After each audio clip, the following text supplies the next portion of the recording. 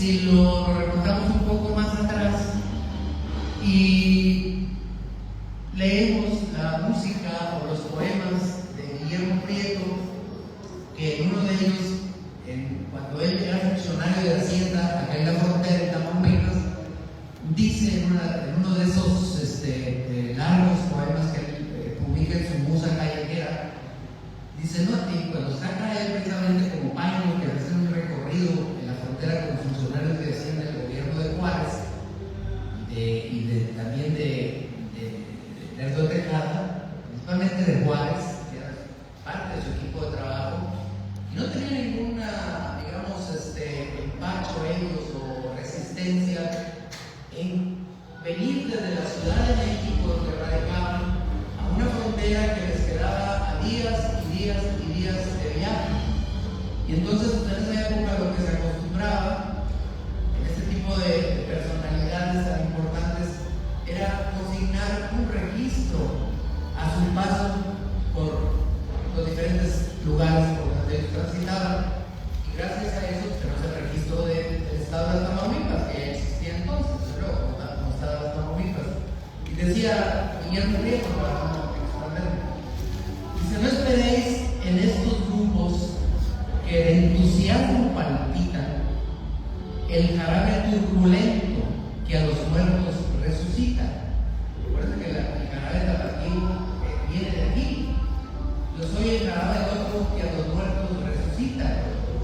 Y el jarabe era parte de las músicas de aquella época, junto con otras más. Andando, las expresiones musicales que se conocían de la época colonial que fueron cayendo en desuso, y empezaban a aparecer las nuevas expresiones. Ni el curucucú del palomo. Curucucú es, a veces la canción que uno escucha piensa que es de estos días, o es muy reciente, una canción que tenía que ver con la danza del palomo, con la situación ahí encontró. Yo preparé un trabajo también que se publicó en la Universidad de Zacatecas, que tiene que ver con la presencia del palomo en la canción, y hay muchas cosas que podemos historiar acerca de este tema. Y dice, ni del durazno la hipa, ni del lindo sombrero ancho. Acá no se acostumbraba el sombrero ancho que se acostumbra en el centro del país. Las coplas provocativas. No éramos mucho de coplas, aunque ya había también la expresión del son huasteco en otra región. Los copleros, los versificadores, digamos, repentistas, etc. Dice, no, señor. Acá en el norte se refiere entre Nuevo Laredo, Mier, a Matamoros. Dice, no, señor, bailan el chotis, se pasean en cuadrillas, y cuando más se reempujan compases de las dancitas. Y es que tampoco hay rebozos, ni bandas, ni pantorrillas, sino en tocado de flores, túnicos de musalina, botincito americano, zapatones con hebillas y altos pañuelos de lino que sobre la gente agita. Y entonces ahí estamos viendo ya cómo las músicas que ahora se interpretan de otra manera, desde luego, que ya no son de la aristocracia, que curiosamente en el caso de Tamaulipas, su regionalización o su asimilación, por así decirlo, cultural, se realiza de una manera distinta. Se lleva a un plan más de lo popular, sale de los salones de baile aristocráticos que se acostumbraban allá en el centro del país, y se siguen interpretando a nuestra manera, con ese arraigo, con esa, digamos, pertenencia cultural que se le dio con el tiempo. Y bueno, aquí lo que tendríamos que ver, ¿por qué en Chiapas, en Querétaro, en Puebla, en Guanajuato, en Jalisco, que fueron ciudades donde digamos, la presencia del gobierno imperial, cuando Maximiliano, por ejemplo, y que se hacían bailes de ese tipo, era lo que rifaba, como dicen ahora los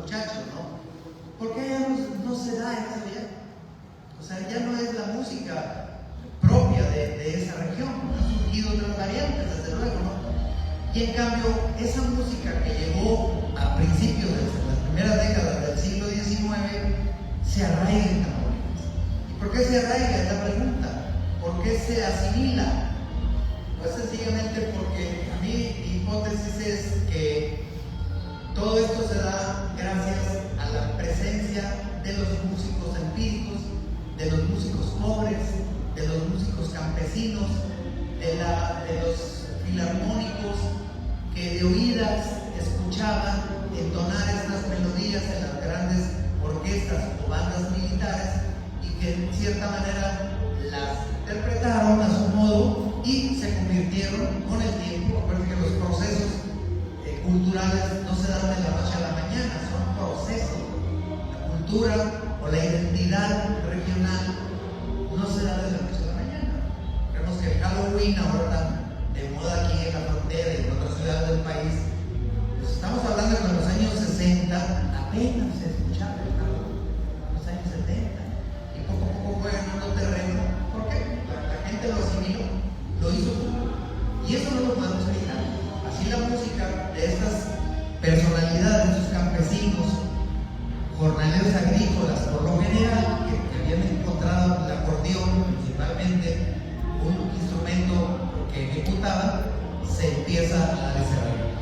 Bueno, pues aquí se refleja también todo tipo de cosas en la nostalgia de quienes por diversos motivos emigran o emigraron al otro lado, es decir, a los Estados Unidos, ¿verdad?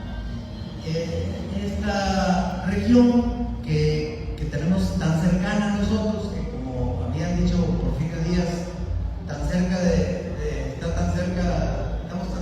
Dios, tan cerca de Estados Unidos, o tan cerca de Dios, una cosa así, parafraseando esa situación, y tan cerca de los Estados Unidos, ¿verdad? Una cosa que es, digamos, una frase que la podemos aplicar en la actualidad y que vemos como aspectos como el Golfo de México, que viene desde hace 300, 400 años, ahora resulta que le quieren cambiar de nombre, ¿no? O hacerlo de otra manera, su nomenclatura, o cosas así por el estilo. Entonces, para eso está la historia, ¿verdad? Para defender, para argumentar que nosotros ya contábamos aquí, desde antes de la llegada de los españoles, con nuestra costa del seno mexicano. Y él era el Golfo mexicano, el Golfo de México. Entonces, esas situaciones nos ayudan. Un tipo de nostalgias se reflejan también en los aparatos musicales, en la situación de la cultura musical. Y bueno, hay muchos ejemplos, más recientes, por ejemplo, y hasta parece que voy cruzando el puente, divisan las praderas y mi río, y los cantares de sus pájaros hermosos. Y bueno, el piporro se va más a lo cómico, a Natalio Reyes Colás, Nat King Cole, que estaba de moda en los 60, este hombre de color, extraordinario cantante y pianista, que pues se atrevió él a llevar la música mexicana a los migrantes y hacerla popular. O sea, es una especie de como colonialismo cultural a través de la música, de las canciones, cosa que él lo pudo haber sufrido en carne propia respecto a los procesos de discriminación que se dieron en los Estados Unidos. Y bueno, el piporro lo lleva como una cosa cómica, porque en ese momento ya Nat King Cole cantaba canciones, que había grabado 1 o 2 discos. Y dice Nat King Cole, Natalio Reyes Colás, Nati, en Tamaulipas nacido, pelado, fino y audaz. Pelado no es precisamente una persona que fifí o nada, pelado, pero está en el catálogo del nivel social de otra naturaleza. El río Bravo crecido cruzó sin mirar para atrás, dejando novia comprometida con quien casar. Y aquí está el río Bravo, aquí está el origen de este festival, en las canciones, en numerosos grupos, digamos, de música, ¿verdad? Que cada día aparecen de diferente forma,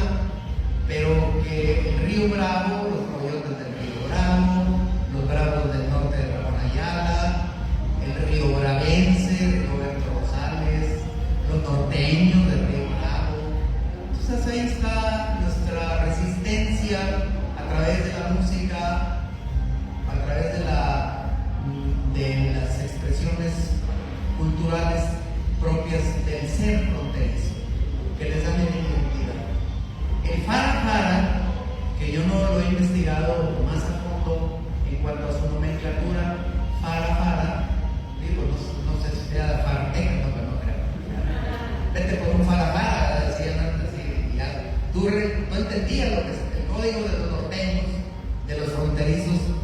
Pues no te decían, vete por el dueto, por el trío de los hermanos Reyes. Trae un farfara, era la manera coloquial.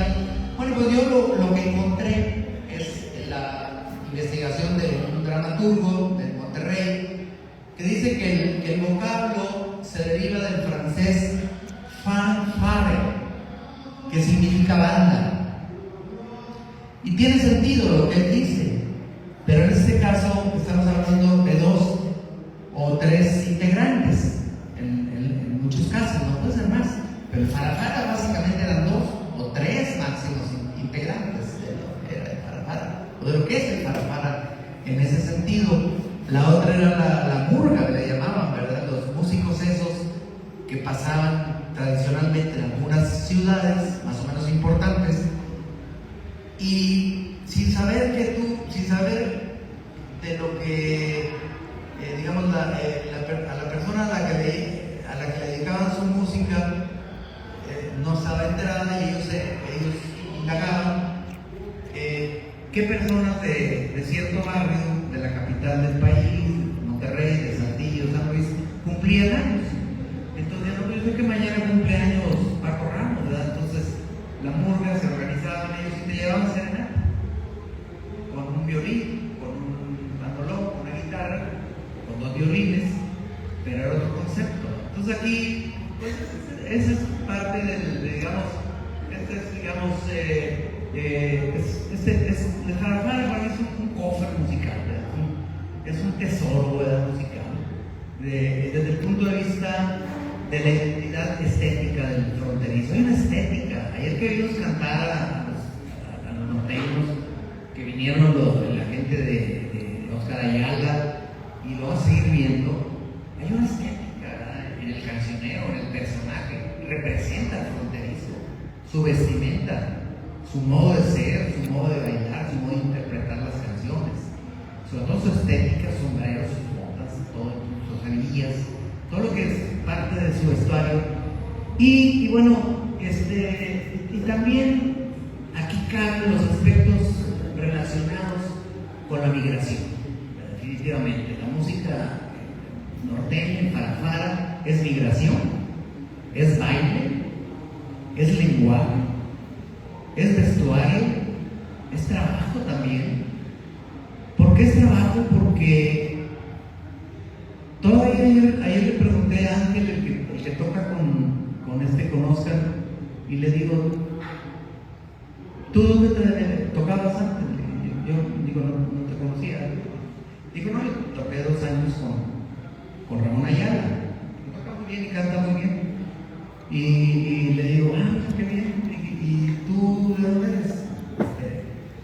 Me dijo, no, yo vivo acá en Texas, en Valle de Texas. Pero reconoció, yo soy de acá de la frontera de Tamaulipas, soy de aquí por el rumbo de aquí. No me digan dónde. Digo, sí, Díaz Ordaz, Miguel Alemán, Camargo, etc. Qué bien.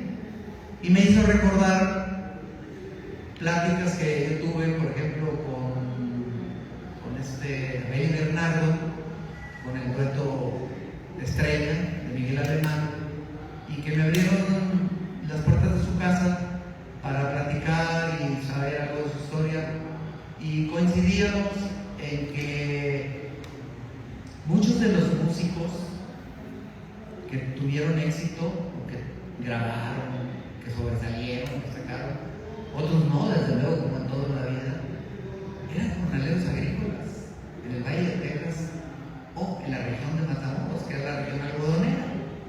Básicamente venían a la chamba del algodón, a trabajar, a sobarse el lomo, como lo dicen. Pero ellos, pendientes del ascenso social, de decir, bueno, pues aquí en la pizca gano $1, $2 o 100 pesos diarios, pues llegaron, se estaban en auge, en desarrollo. ¿A dónde vamos? Pues el Valle de Texas. ¿Por qué el Valle de Texas? Pues porque la Segunda Guerra Mundial había dejado muchísimos migrantes. Gracias al convenio que se realizó en aquellos gobiernos mexicanos para abastecer de braceros o de trabajadores a Estados Unidos. ¿En qué? en el trabajo agrícola, principalmente, y en la maquila de cosas que ellos hacen, las fábricas que estaban en su esplendor, y para suplir y levantar la economía que se les había caído con la guerra. Entonces, ¿qué se aprovecha? Pues que había mucho migrante y que había una necesidad de entretenimiento y de pensar en su país. Por eso yo en un libro que publiqué hace años se llama Los que se van, encontré en la revista de revistas una fotografía que me gustó mucho para una portada de un libro. Es una portada de un vagón de ferrocarril de pasajeros, en donde van ya los migrantes rumbo a Estados Unidos, y toman esa foto y van a pegar con una guitarra, una persona con una guitarra. O sea, eso es muy simbólico lo que sucede.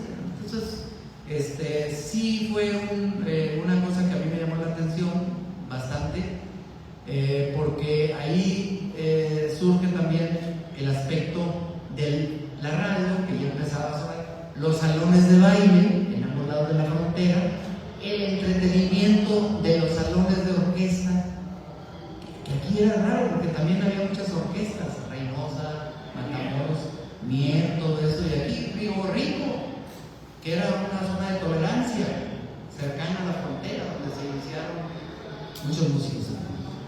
Pero básicamente hablo del Valle de Texas, porque aquí surgen algunas disqueras en lugares, marcas, sellos importantes, en donde decían, bueno, si en el campo te ganas $5 o $10 y vas y grabas una canción y te la compran cuando tú realmente eres un músico amateur, entre comillas, cuando tu trabajo no se valora del todo en una sociedad de la clase media y media alta, que no valoraban ese trabajo porque le consideraban una música de cantina, una música de borrachos. Todavía a la gente le preguntas, ay, no es música de borrachos, es música de cantina. Y yo le escuchaba eso, y todavía hay críticas en los años 60 que le hacen al doctor Trello Zapata, cuando él realiza todo un proceso de culturización de diferentes tipos, que yo tengo unas situaciones que comentar al respecto de eso. Bueno, ahorita lo comento, es un acotamiento. Entonces todavía los periodistas, cuando hacen el concurso en Ciudad Victoria, que van los doneños y van gente de aquí en la frontera, de ahí de Victoria a participar, ay no, qué bárbaro, echaron a perder aquí el concurso, echaron a perder la feria de Tamaulipas al presentar estos grupos musicales. Y es un crítico, ahí tengo el registro de eso. No, veía yo lo de Trello Zapata, que fue un gobernador muy notable, muy querido y muy respetado, pero que sí dejó una huella muy importante en toda la cultura. Pero la nostalgia de quienes lo trataron o estuvieron cerca de él como una especie de tradición oral, dicen, ay no, la cultura de Tamaulipas ya no está como en los tiempos de Treviño. Es muy difícil quitarse esa idea, y también es un tema de debate, pero te enfrentas a gente con una cultura muy así decisiva, en cuanto te dice, lo que hoy se hace no sirve, lo que hacía Trello Zapata sí. Le dije, pues yo soy en desacuerdo con muchas cosas. Y bueno, te digo, es un tema interesante, digo, que debo tratar aparte, desde luego. Entonces aquí viene todo este tipo de cosas. ¿Cómo se inicia Fito Olivares? Que era un personaje que después le da por la música tropical, la cumbia, y un excelente compositor, intérprete. Yo le pregunté a los hermanos, digo, al Beto Estrella, y al Chelero, me parece, que eran muy amigos entre ellos. ¿Y cómo se inicia? Pues él se integra al conjunto, porque entonces en Estados Unidos, en el Valle de Texas, empezó a crearse la idea del Tex-Mex, de la música Tex-Mex, a raíz del papá de Flaco Olivares, de Santiago Jiménez, y de Bruno Villarreal, que formaron conjuntos. Entonces la moda era el conjunto. ¿Cómo integran a Fito Olivares al conjunto Estrella? Era el dueto Estrella, y luego se fue y hizo conjunto Estrella, ¿verdad?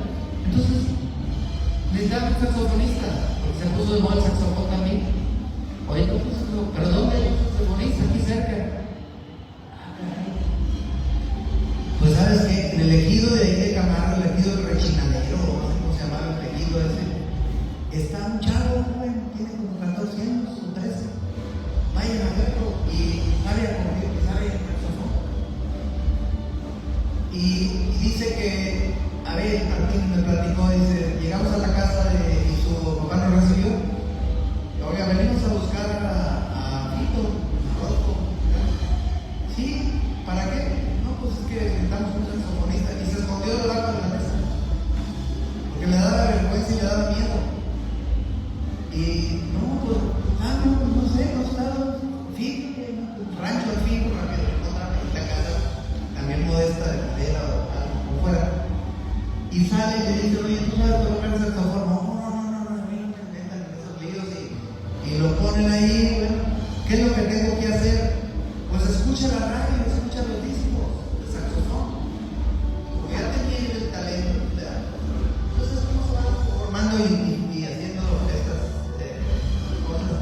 Y ahí viene la comida también, tiene que ver con la música, la convivencia. Y bueno, pues para mí la música es un patrimonio binacional, ¿verdad? Porque desde su inicio, sus protagonistas han tenido un acercamiento muy fuerte con la frontera tamaulipeca y que se fusionó precisamente con esas culturas del Valle de Texas, musicales, etcétera, que estoy mencionando. Ya mencioné también que estos músicos se integraron como personajes que salieron del campo, de las labores, de las siembras aquí del Valle de Texas y se incorporaron a los procesos agrícolas, los procesos de la música. Bueno, pues yo pienso que hay ejemplos musicales que se puedan mencionar. Yo, el término migrante, el término pasaporteado o un mojado y sin licencia, dice una canción inicialmente que se le dedica a Laredo. Desde Laredo a San Antonio vengo con la intención de buscar a mi crecencia, a mi chencha. Y dice, pero no pude porque, pues como soy un mexicano sin licencia, soy un jugado sin licencia, pues no puedo encontrar a mi chencha. Y además compré un carro. Y como no tenía licencia, pues me metieron a la cárcel. Y etcétera. Entonces, muchas cosas. Esa canción pues, inicialmente fue una de las primeras que grabó como acordeón y bajo sexto Bruno Villarreal, que es un personaje importantísimo de la música. Y Bruno Villarreal también formó un grupo que se llamaba Los Muchachos del Acordeón de Texas. Entonces había como dos facetas de yo era ciego, era invidente, y que bueno, a un poco estaba identificado con la guerra mundial y todas las cosas. Vamos a decir que a raíz de la ida a la guerra mundial tuvo problemas con su vista. Bueno, pues hablaba yo pues, de los sellos Falcón, que se estableció aquí cerca de la frontera, que era un sello importantísimo, un sello Pedro Ramírez, que le grabó a medio punto. Les pagaban $25 por canción o $30, hay los contratos firmados, $25, y se la aventaban en una hora la grabación, pues oye, y luego mete la labor 8 horas por $15, pues mejor preferían ellos grabar y grabar canciones. Y regalaban prácticamente también su trabajo, entre otras cosas. Pero los discos ideales también, el disco ideal es importante. Corona de San Antonio, que es un disco también fui un sello de los primeros. Y bueno, pues yo simplemente quería decir que cuando Río Bravo suena, música lleva.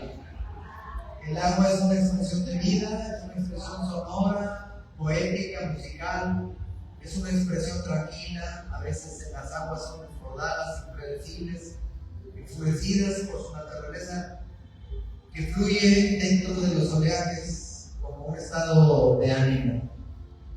Para los mexicanos, pero sobre todo para los fronterizos, el río Bravo es un referente que define su carácter y la vida cotidiana. El agua se encuentra ligada como el río a la sociedad y desde luego a sus digamos, expresiones culturales, ¿no? A la frontera se le recuerda más por lo que se oye que por lo que se mira. Siempre es un referente: el piporro, el cheleno, chichás, los grupos musicales Cornelio Reina, etcétera, ¿no? Ramón Ayala, y lo que va sucediendo también. O sea, no es una cultura siempre vigente, en movimiento. A mí me da mucho gusto que aquí en Río Bravo se hizo un padrón de músicos populares y se encontraron más de 100, me parece. Es una cosa increíble, ¿no? O sea, un municipio relativamente pequeño, bueno, no digamos a la mejor Reynosa, pues hasta todo ese tipo.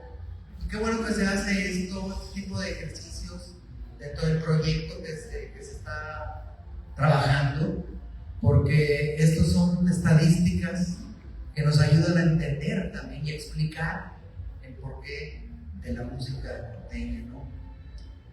La frontera es, después de todo, la finalidad esencial de una obra, en este caso de una manifestación artística musical, es ser vivida por otro ser humano. O sea, no se queda aquí en los norteños de Río Bravo. O sea, la vivimos, la sentimos, y esa transmisión es un conecte con los procesos culturales viejos, nuevos, y lo que podemos de alguna manera entender como una música noresteña. Incluso el término noresteño también me gusta, que no existe, ¿verdad? Pero se ha dicho, no somos noresteños. ¿Por qué? Porque somos Coahuila, Nuevo León, Tamaulipas y Texas. Somos las provincias de Oriente que inventaron en aquella época colonial, ¿verdad? Entonces, no somos más que otros, ni los otros tampoco son más que nosotros, como lo quiere a veces representar Nuevo León, en el sentido de cosas que se dieron en la conformación del estado de Tamaulipas, que decían: no, Tamaulipas no tiene capacidad de ser estado, nosotros sí, Nuevo León y Coahuila, hagamos un estado nada más, Coahuila, Nuevo León y Tamaulipas, o el Nuevo Santander, que así se llamaba. Que no se forme el estado de los Tamaulipas. O sea, estar en manos también de ciertas sociedad, digamos, aristocrática, o que tiene otras ideas de la vida, es un riesgo. Y bueno, no lo aceptamos, desde luego, bueno, nuestros antepasados. Pues por eso son actos que se tienen que explicar. Y bueno, les decía ya para terminar, bueno, hay muchas referentes respecto a la vida de los tamaulipecos fronterizos, ¿no? Luis Berlandier, con su reconocimiento con Miel y Terán que hace en la frontera, pues nos califica, al menos a los de Nuevo Laredo, que era antes, todavía no existía Nuevo Laredo, pero de gente de Laredo, de la frontera, todo eso, que abarcaba la frontera, las más fronteras, que van preguntando al lado del río, y decía que era gente que les gustaba mucho bailar, estaban sorprendidos, eran muy fiesteros y muy flojos también. Eso no es grito. Eso dice: oye, no, pero es que les gusta estar tirados ahí en la maca, pero ¿cómo les gusta bailar, señor? y le gusta el canto, en fin, yo quiero nada más agradecer estas reflexiones que les he dicho, que afirman ustedes verdaderamente lo que es, lo real.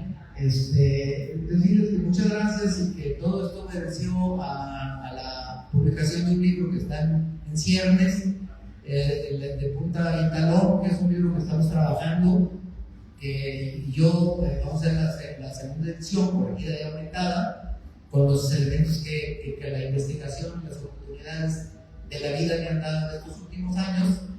Y es un librito no muy amplio, no muy grande, yo hice 120 páginas más o menos en esa primera edición, pero que yo no quise dejar pasar lo que a mí me gustó. Y lo que yo veía y lo que yo encontré, de alguna manera, algunas novedades, pero no, a veces la inquietud de un investigador, de un cronista, de un historiador, es dar a conocer las cosas. Entonces, ¿no? ¿Para qué lo haces? Digo, para guardarlo en mi computadora y dejarlo en mi casa y que se pierda, que se lo coman las termitas, pues no vale. Digo, de repente lo encuentran, pero a lo mejor es una situación propia de esta actividad que a mí me llama la atención desde niño, que era, mi papá me llevaba a Nuevo León y me ponían a cantar en una mesa Los Ojos de Pancha.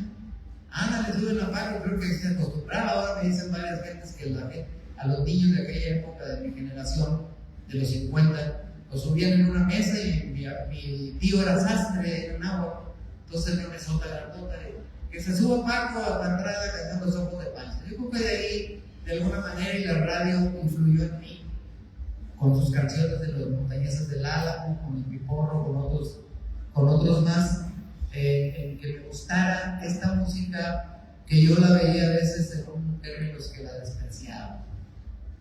Pues eso es lo que tengo que decir. Aquí está mi amigo aquí de los norteños.